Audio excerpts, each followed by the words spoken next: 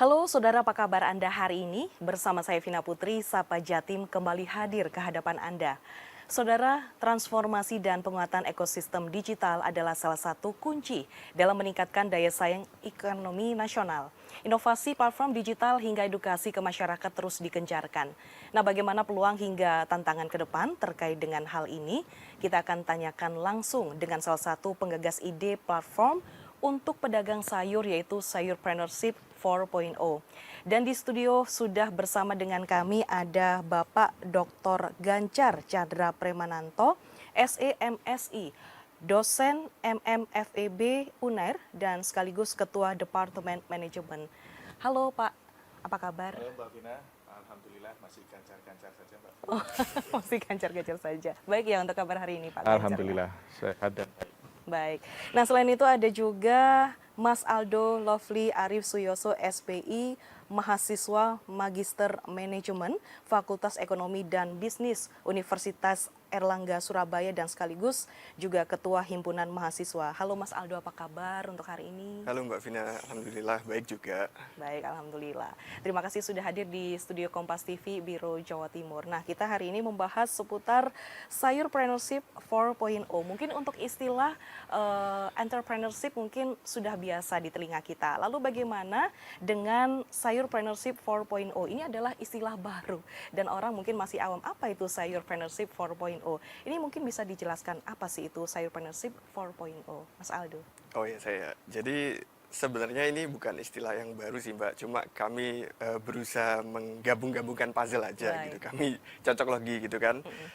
Kami melihat bahwasannya melijo atau pedagang sayur ini adalah salah satu salah satu bidang yang kurang diperhatikan. Nah, sehingga seiring dengan perkembangan teknologi juga, kami melihat banyak juga platform sayur, ya kan, platform sayur modern. Nah itu kami takutkan nantinya pedagang sayur ini akan tergerus dengan sistem bisnis yang modern gitu loh. Dan juga kelihatannya mungkin sepele ya, tapi suatu hari itu waktu itu tukang sayur di perumahan saya, pedagang sayurnya itu sakit tipes selama kurang lebih 1 minggu. Dan itu kami kerepotan ternyata. Satu perumahan itu ternyata kerepotan. Walaupun di dekat perumahan itu ada pasar. Nah, hanya di zaman sekarang ini ternyata rumah tangga itu udah nggak sebegitu suka ke pasar. Mereka lebih mengandalkan pesan di melijo atau pedagang sayur. Nah, dari situ berangkat dari permasalahan bahwasannya kalau misalkan pedagang sayur ini tidak kita bersamai. Nah, yang ditakutkan apa? Nanti akan tergerus dengan platform-platform modern. Nah, maka dari itu kami mengadakan talk show Sayurpreneurship ini supaya apa? Supaya menjadi insight, bukan cuma untuk pedagang sayur ya, tapi juga untuk mahasiswa, sponsor, dan juga stakeholder lain yang pada intinya seperti ini. Nggak cuma tukang sayur aja. Kalau kita nggak bisa adaptasi dengan perkembangan zaman, itu kita akan digerus oleh perkembangan zaman. Nah, maka dari itu kami namakan Sayurpreneurship. Nah, seperti itu. Oke, baik. Ini tapi idenya itu dari siapa? Dari Mas Aldo sendiri yang membuat atau dibantu dengan teman-teman lain, satu kelas, satu angkatan begitu, atau ada peran juga dari Pak dosen Gancar nih untuk membantu? Kalau ide pastinya dari beberapa diskusi ya, dari beberapa diskusi kami kerucutkan, akhirnya muncullah suatu ide sayur. Oh, sayur apa? Sayurpreneurship. Nah, tentunya juga bimbingan dari Pak Gancar lah, nggak mungkin mahasiswa sendiri. Jadi kami juga antar mahasiswa dosen juga saling komunikasi gitu. Baik. Dosen tentunya juga pasti membimbing kami. Pak Gancar, ini mungkin bisa ditambahkan nih Pak Gancar. Apakah ini mungkin proyek pertama begitu di kampus FEB UNER untuk memberikan inovasi seperti ini Pak Gancar? Ya, Bagaimana? makasih Mbak Vina. Jadi memang kita tidak bisa sangkal bahwa dunia saat ini butuh adanya pemahaman terhadap digitalisasi. Bahwa kepada mahasiswa kita munculkan harus punya digital mindset, harus punya growth mindset. Artinya kita kemudian harus melihat bahwa digitalisasi ini bukan sebuah opsi tapi sebuah mandatori yang kemudian harus kita lakukan di situ. Di sisi lain, dunia digital ini juga butuh kreativitas dan inovasi. Untuk itu kita men-challenge kepada para mahasiswa kita untuk bagaimana sensitif melihat lingkungan sekitarnya, mana yang kira-kira bisa dibantu untuk aspek digitalisasinya. Jadi baik di S1 kita ada mata kuliah bisnis dan transformasi digital, sedang untuk di Magister Management ini saya mengampu mata kuliah etika bisnis dan CSV. Saya minta mahasiswa untuk mencari siapa yang kemudian saat ini butuh dibantu oleh mahasiswa tapi jarang diperhatikan oleh masyarakat secara umum. Karena biasanya kalau kemudian kita mau membantu, hanya terfikir panti asuhan, panti wereda saja misalnya. Nah, coba cari zona-zona lain yang butuh support dari kita. Dan kemudian kepada mereka lakukan suatu kegiatan yang inovatif. Jadi mata kuliah ini men-challenge kepada mahasiswa untuk membantu sesama dengan cara yang inovatif, kreatif, tidak boleh kemudian sama kelas 1 dengan kelas lain, tidak boleh sama antara angkatan 1 dengan angkatan sebelumnya. Jadi harus kreatif, inovatif. Nah, alhamdulillah kita mencoba mendiskusikan bahwa teman-teman dari mahasiswa MM ini melihat bahwa Melijo itu sebetulnya UMKM yang tadi seperti disampaikan Mas Aldo jarang mendapat perhatian. Biasanya UMKM yang dibantu itu adalah UMKM yang punya toko gitu kan. Nah, ini untuk pedagang sayur keliling saya kira masih belum ada aktivitas untuk mensupport mereka. Maka saya kira ini memang zona baru yang memang bisa dibuatkan supportnya kepada mereka. Nah, bentuknya seperti apa? Yang kita lihat adalah selama ini bisa jadi pedagang Melijo itu melakukan aktivitas yang sedikit gambling.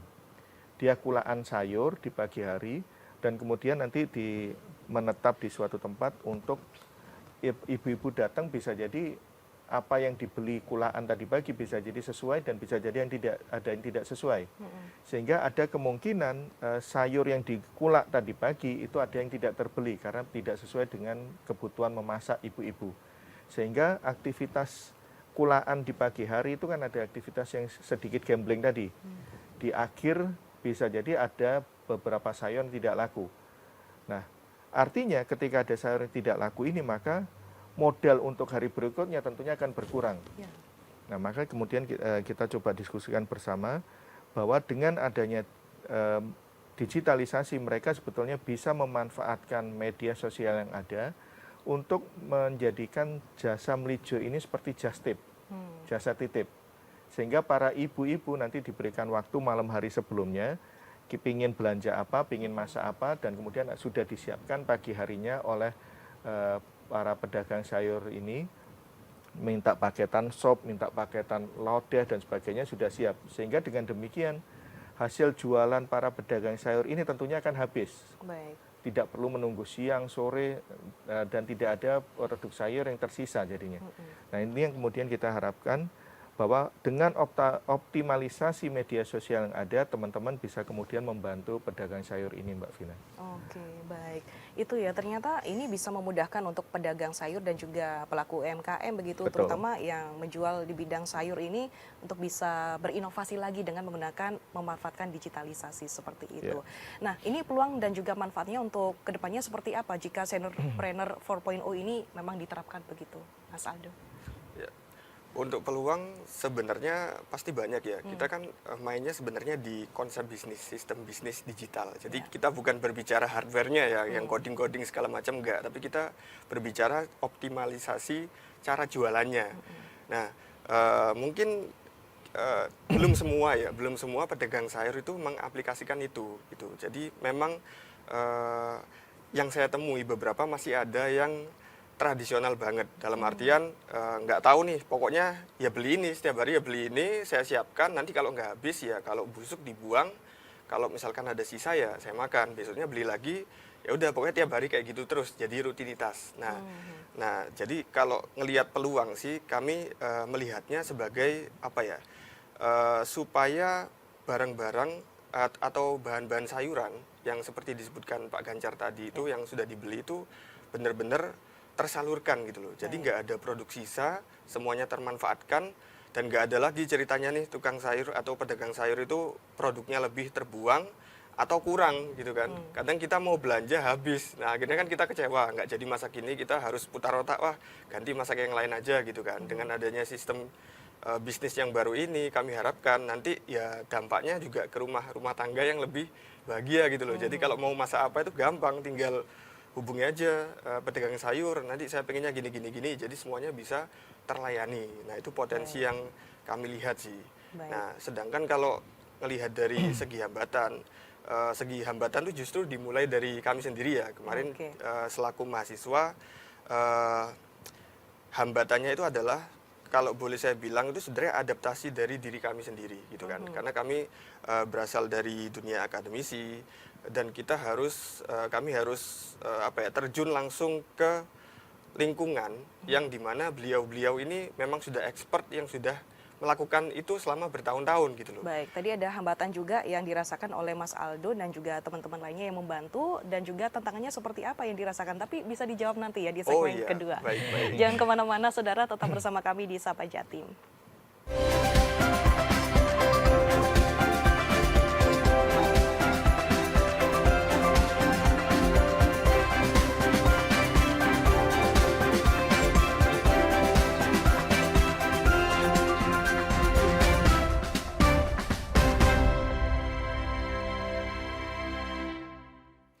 Terima kasih Anda masih bersama dengan kami, Saudara, di Sapa Jatim. Kita masih membahas Sayurpreneurship 4.0. Tadi sudah disampaikan oleh Mas Ado terkait dengan hambatan-hambatan apa saja yang dirasakan begitu ya ketika menjalankan program Sayurpreneur 4.0 ini. Lalu tantangan yang masih dirasakan untuk kedepannya ataupun yang dijalankan saat ini apa kira-kira, Mas Aldo?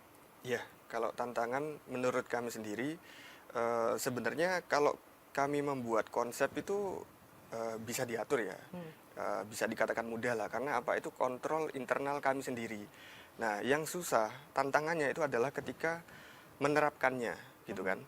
Jadi, contoh lah kayak gini, misalkan Mbak Vina sudah bertahun-tahun gitu ya siaran, terus saya datang atau Pak Ganjar datang bilang, harusnya itu siaranmu itu kayak gini, nggak boleh kayak gini, ngomongnya gini, duduknya gini. Nah, pasti akan ada rasa, loh, apa sih, saya udah siaran bertahun-tahun nggak ada masalah kok, banyak yang undang saya kok. Ya kan seperti itu, akhirnya terjadi denial, penolakan. Nah, sama ketika kami berusaha mengadaptasikan ya, kami sendiri dari dunia akademisi yang harus terjun ke lapangan, bertemu beliau-beliau yang sudah expert, menerapkan cara berjualan seperti itu bertahun-tahun. Nah, pastinya kami harus adaptasi dong. Nggak mungkin kami di lapangan tiba-tiba kayak gini. Pak, ini teorinya harusnya kayak gini, jualannya nggak boleh gini. Cara Pasti mendekatannya ditolak dulu. ke pelaku UMKM ataupun ke pedagang sayur, bagaimana cara pendekatannya, Mas Aldo, waktu itu? Nah, pastinya kami harus menyesuaikan komunikasi ya, kayak komunikasi dulu gitu. Kami nggak boleh tinggi-tinggi, ya mungkin mereka berkomunikasi bahasa Jawa gitu ya. Ya. Kami imbangi itu, terus kita juga masuk ke arah obrolannya mereka, ya kan? Nggak mungkin kita juga langsung ngobrol, Pak, ini kami punya ide platform bisnis kayak gini, Pak. Pasti mereka menolak gitu kan. Nah, jadi kita harus masuk dulu ke dunia mereka, menyesuaikan adat dan budaya mereka. Setelah itu kalau kita sudah ada chemistry ya kan antar teman, seperti antar teman gitu, baru kita ngobrol itu lebih enak, lebih santai gitu kan. Karena pasti berbeda kita dari segi teori, dari bidang akademis, kita terjun ke lapangan dengan orang yang sudah menjadi pelaku dalam waktu yang lama, mungkin sudah belasan tahun atau lebih. Nah, pasti mereka juga punya konsep, pengalaman. Nah, kami juga punya konsep, sehingga itu harus dipadukan menjadi sesuatu yang baru gitu, menjadi sesuatu yang inovatif. Itu tantangan dari yang menurut kami sih. Pak Ganjar mungkin bisa menambahkan ini di saat mahasiswa mungkin mengalami tantangan kemudian hambatan ketika terjun langsung ke masyarakat. Bagaimana masukan-masukan mungkin yang Anda berikan ke mahasiswa Anda, Pak Ganjar? Secara konseptual kita bicara masalah resistensi terhadap transformasi digital. Ya.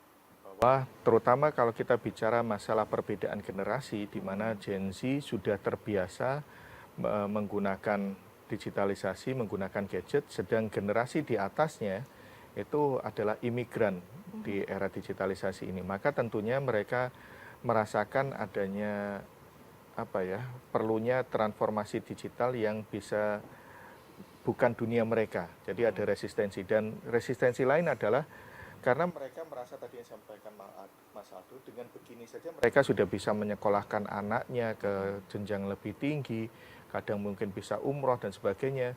Jadi kenapa harus berubah? Jadi tidak punya alasan untuk melakukan perubahan. Nah, maka cara mengatasinya adalah pertama, bagaimanapun pengusaha akan bisa kita ajak berbicara dengan bahasa profit. Jadi kita akan tunjukkan cost and benefit analysis. Karena itu yang kemarin kita sampaikan diantaranya adalah kalau mereka misalnya melakukan sistem yang saat ini mereka lakukan, bisa jadi ada loss, ada modal yang berkurang karena ada produk yang tidak terbeli. Tapi kalau kemudian kita gunakan metode yang digunakan mahasiswa ini, yaitu sayurpreneur, di mana memindahkan dari aspek gambling menjadi just tip, maka aktivitas terjadinya loss akan semakin berkurang. Modal akan menjadi lebih terjaga untuk kemudian kelanjutan bisnisnya. Jadi tidak kemudian setiap hari semakin berkurang. Nah, jadi dengan kemudian berdiskusi dengan bahasa pedagang, saya kira kita bicara cost and benefit analysis, kalau mereka tetap melakukan ini, apa dampaknya, kalau menggunakan cara kita, apa dampaknya, maka itu akan kemudian lebih make sense, lebih logis dari untuk menghilangkan resistensi tadi. Ya. Bagaimanapun pedagang akan cenderung bicara masalah profit sih. Sejauh ini seberapa efektifkah untuk program Sayurpreneur 4.0 ini diterapkan ke pedagang sayur dan juga pelaku UMKM? Untuk tingkat keberhasilannya seperti apa, Mas Aldo? Ya, jadi kami kemarin mulai dengan bagi-bagi HP ya, Mbak Vina ya. Nah, itu sebagai apa? Sebagai media untuk mengaplikasikan sistem bisnis dari kami gitu kan. Nah, ternyata masih banyak juga loh yang memang benar-benar nyel ya, pure beliau ini belum pakai HP itu ada gitu loh, atau pakai HP tapi masih yang cuma bisa buat nelpon gitu loh. Oh, padahal mereka tinggal di kota besar harusnya bisa melek begitu ya, digitalisasi. Tapi masih ada yang masih belum pakai Android kayak gitu ya kan. Nah, jadi dari situ sebenarnya kegiatan ini sudah kami mulai sebelum hari acara talkshow. Jadi kami ada pendampingan di situ. Kami ada pendampingan, kami ada sosialisasi, kami diskusi publik lah. Nah, kami sharing dengan para pedagang sayur yang udah berpengalaman juga maupun yang masih baru ya. Nah, jadi kalau dilihat dari keberhasilan ya, kami melihatnya mereka menerima insight baru. Mereka bilang, oh iya ya, kenapa kok nggak dari dulu aja? Kenapa kok kami baru tahu gitu kan? Ya mungkin ada yang sudah mulai terpikir, cuma mereka belum mampu untuk membeli HP. Mungkin mereka pikir modal yang ada buat beli sayur aja gitu loh, HP nanti aja, yang penting kan bisa jualan. Ternyata waktu kami dengan titipan rezeki yang ada, kami salurkan HP itu, ada yang sangat merasakan manfaatnya gitu. Jadi mereka langsung aplikasikan. Ada yang langsung buat WAG gitu ya, WhatsApp group. Ada yang langsung buat grup sosial media lain dan lain sebagainya. Mereka mulai belajar tuh sosial media, ngelihat sosmed-sosmed dari produk sayuran yang sebenarnya sama sayurnya, cuma dikemas jadi sesuatu yang menarik dan lebih mahal jadinya. Nah, mereka terinspirasi dari situ gitu kan. Oke, jadi bernilai jual tinggi juga ya di sini karena packagingnya juga mungkin bisa menarik lagi dengan adanya Sayurpreneurship 4.0 ini seperti itu. Ya, nah, Mas Aldo mungkin bisa diceritakan mungkin bagi para pedagang mungkin yang masih awam ataupun kesulitan menggunakan digitalisasi, mungkin adakah dari teman-teman dari FEB Unair yang memberikan pelatihan khusus begitu bagi mereka begitu, dan ini pendampingannya kalau misalkan ada sampai berapa lama kira-kira untuk didampingi? Ya baik, kalau bicara soal pendampingan itu pasti berbicara soal sumber daya dan juga waktu ya. Nah, kami dari Magister Manajemen insya Allah akan terus meng-follow up kegiatan ini gitu kan. Selagi kami masih bisa gitu. Karena kegiatan kami konsepnya juga masih belum selesai. Nah, maka dengan adanya rancangan timeline ini kami akan eksekusi semaksimal mungkin. Baik. Nah, terus kalau untuk pendampingan sendiri, punya banyak kegiatan sebenarnya Mbak Vina. Tapi salah satu yang bisa difokuskan sepertinya ini gitu loh, sepertinya ini karena kemarin juga berawal dari kegiatan besar yang dicetuskan dari salah satu mata kuliah. Nah, karena kebetulan saya juga ketua himpunan mahasiswa FEB Unair. Nah, maka justru ini menjadi insight baru nih dari Mbak Vina untuk saya, untuk kami ya lebih tepatnya. Mungkin nanti kegiatan kami bisa lebih terfokus gitu. Kalau masalah pendampingan sebenarnya banyak ya, pendampingan yang hubungannya soal digital sebenarnya temanya udah banyak. Nah, cuman mungkin saya juga dapat wawasan bahwasannya mungkin kami juga perlu untuk mengintensifkan ya salah satu tema untuk jangka panjang supaya itu tetap sustain gitu loh. Oke, nah ini seperti apa untuk tema jangka panjangnya? Kepikiran nggak untuk selanjutnya? Tapi bisa dijawab nanti ya di segmen selanjutnya. Baik. Tetap bersama kami di Sapa Jati.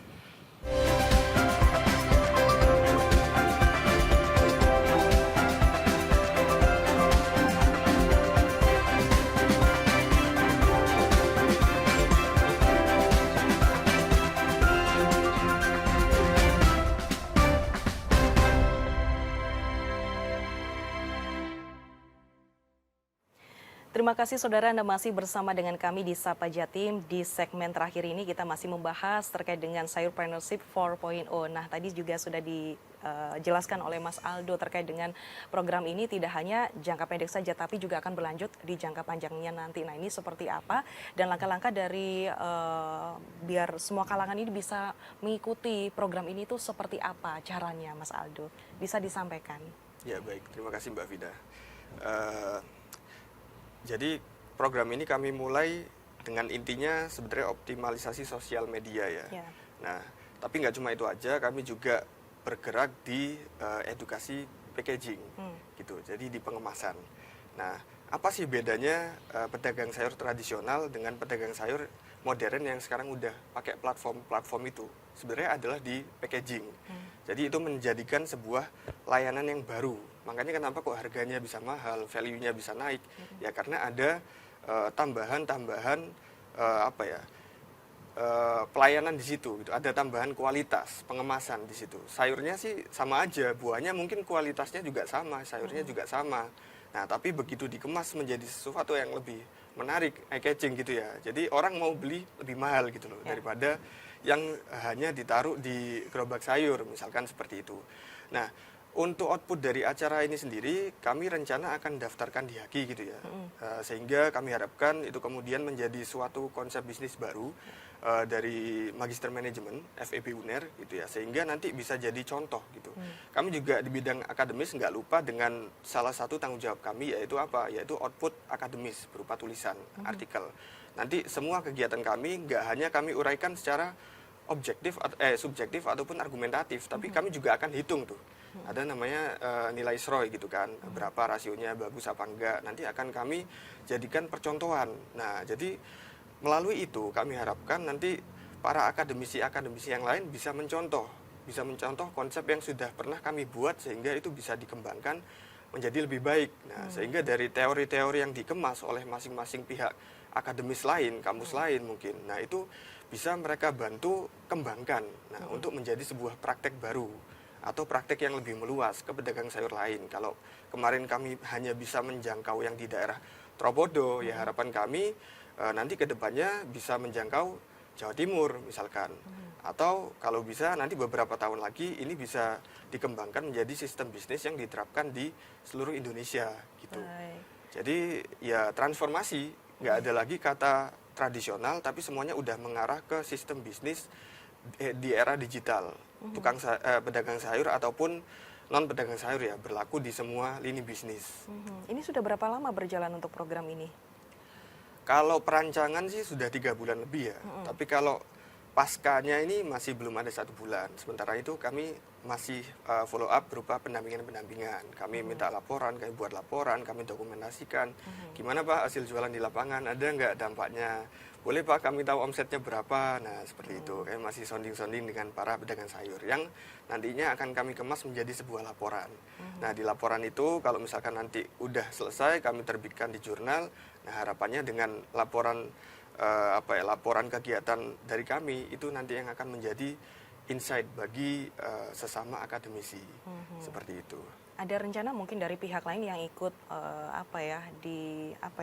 paling tidak untuk membantu begitu ya untuk acara ini biar bisa lebih baik lagi. Mungkin pihak mana saja yang akan dilibatkan seperti itu? Mungkin dari Mas Aldo atau Pak Ganjar mungkin ada masukan? Ya, pada dasarnya selaku dosen pengampu mata kuliah etika bisnis dan CSV, kita melihat bahwa apa yang sudah dilakukan mahasiswa ini adalah bentuk pembelajaran yang multiplier efeknya tinggi. Jadi aktivitas belajarnya bukan hanya di kelas saja, tapi kemudian aktivitasnya di luar kelas di mana mereka bisa bekerja sama dengan Pemkot, dengan praktisi yang menjadi sponsor, dan juga dengan lembaga-lembaga terkait. Jadi saya kira dari sana mereka selain kuliah juga akan mendapatkan jejaring, mendapatkan networking yang kemudian mereka bisa manfaatkan untuk setelah selesai kuliah. Jadi pada dasarnya itu yang kemudian kita lihat ada multiplier effect materi yang kemudian disampaikan oleh mahasiswa walaupun saat ini hanya untuk kelompok kecil, tapi yang kita harapkan ada getok tular dari pengusaha itu kan, dari pedagang melijo itu saya kira dia punya saudara yang juga jualan hal yang sama, dia punya anak yang kemudian seringkali kemudian juga dia minta untuk menunggu melijonya juga. Saya kira aktivitas ini kemudian bisa berkelanjutan, bisa digetok tularkan kepada saudara-saudaranya yang dampaknya bisa jadi akan meluas. Yang jelas kita mintakan kepada mahasiswa bahwa segala sesuatu ini harus tercatat dan terdokumentasikan serta terpublikasikan dengan baik. Sehingga nanti branding Sayurpreneur 4.0 itu yang kemudian kita diskusikan ada deskripsi tentang tips langkah-langkahnya seperti apa saja. Jadi untuk menjadi sayurpreneur ini, langkah pertama harus seperti apa, bagaimana menggunakan smartphone-nya untuk aktivitas berbisnis dan seterusnya. Dan itu nanti akan didaftarkan yang sampaikan Mas Aldo tadi, Haki. Sehingga dari mata kuliah ini, mahasiswa akan dapat pengalaman, ada experiential based learning, mereka mengalami aktivitas di mana berbuat baik itu bisa membahagiakan mereka, bahwa kesuksesan mereka adalah karena membahagiakan orang lain, membahagiakan mereka yang belum mampu, terutama dalam hal ini belum mampu untuk masuk ke dunia digital. Dan kemudian mereka juga mendapatkan wawasan-wawasan baru bagaimana menjadi bagian dari UMKM, konsultan UMKM. Kemudian yang membangun networking tadi dengan para sponsorship, dengan Pemkot, dengan pemerintah setempat, dan kemudian dengan UMKM ini. Jadi saya kira ini menjadi sebuah pengalaman yang saya harapkan bisa mereka rasakan dalam mata kuliah di Magister Manajemen FEB UNER. Baik, terima kasih Pak Ganjar. Kemudian untuk harapan kedepannya untuk program Sayurpreneur 4.0 ini apa, Mas Aldo? Harapan dari saya sih program ini nanti tetap berlanjut ya, dan akan bisa dikembangkan oleh angkatan bawah kami juga gitu. Baik. Jadi saya nggak pengen kalau ini itu cuma sebagai program untuk lulus mata kuliah gitu kan. Nah, saya pengennya ini benar-benar berkelanjutan. Kalau bisa nanti dikembangkan, bahkan lebih bagus lagi, mungkin nanti ada yang bisa bikin aplikasi gitu kan. Nah, jadi kalau orang mau beli, nah tinggal cari aplikasinya aja, tinggal pesen pakai aplikasi, datang diantar ke rumah, bisa transfer atau kris. Nah, seperti itu kalau harapan saya. Selama ini berarti masih belum ada aplikasinya begitu ya Mas Aldo ya? Belum sampai ke aplikasi, belum masih ke sampai. tahapan sistem bisnis. Oh, sistem bisnisnya aja seperti itu. Baik, kalau dari Pak Ganjar sendiri untuk program Sayurpreneurship 4.0 ini seperti apa untuk harapannya Pak Ganjar? Pertama adalah digital awareness dari masyarakat, bahwa di era sekarang jumlah penduduk kita katakanlah 278 juta. Tapi pengguna smartphone, pengguna handphone 310-an juta. Jadi lebih banyak pengguna handphonenya daripada kemudian jumlah populasi kita. Artinya satu orang bisa jadi memiliki lebih dari satu handphone. Baik. Dengan demikian memang aktivitas kita saat ini adalah di dalam genggaman kita. Mau belanja, mau belajar, mau bekerja, meeting, apapun dalam genggaman kita. Nah, ini yang kemudian harus dipahami adanya digital awareness, digital literasi digital, bahwa saat ini digitalisasi adalah sebuah keharusan. Nah, itu pertama yang kemudian harus dipahami. Nah, bagi para pedagang, maka bagaimana memanfaatkan media sosial yang ada, tidak perlu berinvestasi sendiri, tapi bagaimana mengoptimalisasi apa yang sudah ada ini untuk aktivitas berbisnis. Sehingga tadi yang seperti disampaikan pedagang sayur, kalaupun libur dia bisa jadi ketika liburan, misalnya seperti kemarin, dia ada aktivitas mudik ke Bondowoso katakanlah. Nah, bisa jadi tetap ada aktivitas perdagangan, yaitu siapa yang mau jasa titip untuk tape Bondowoso misalnya. Maka pulang kembali ke tempat jualannya kan sudah kemudian membawa produk untuk dijualkan kembali kepada masyarakat setempat. Artinya bahwa semua aktivitas bisnis bisa menggunakan media sosial dan bisa lebih meningkatkan value mereka pada dasarnya. Nah, jadi digital awareness adalah hal penting yang kemudian harus dipahamkan, terutama bagi UMKM. Nah, selanjutnya adalah bagaimana teman-teman yang Gen Z ini yang kemudian bisa menularkan, mengcoaching, mendampingi, karena pada dasarnya generasi para pedagang ini adalah generasi yang belum benar-benar melek digital. Baik. Jadi generasi Z ini yang harus membantu, terutama salah satunya dari mahasiswa MM ini yang kemudian melakukan coaching tadi. Baik. Jadi ada aktivitas untuk supporting generasi yang di atas. Baik, terima kasih Mbak Kancar, kemudian Mas Aldo untuk Terima kasih, Mbak waktunya. Terima kasih juga. Mudah-mudahan untuk program Sayur Partnership 4.0 ini bisa sukses begitu ya, Amin. dan bisa diterapkan ke pedagang sayur maupun UMKM Betul. untuk meningkatkan pemasaran produk mereka ya lewat digitalisasi seperti itu. Mudah-mudahan bisa bermanfaat untuk mereka semuanya. Sekali lagi terima kasih untuk saudara yang sudah menyimak di acara Sapa Jatim kali ini. Saya Vina Putri beserta kru yang bertugas pamit undur diri. Kita akan berjumpa lagi di Sapa Jatim berikutnya.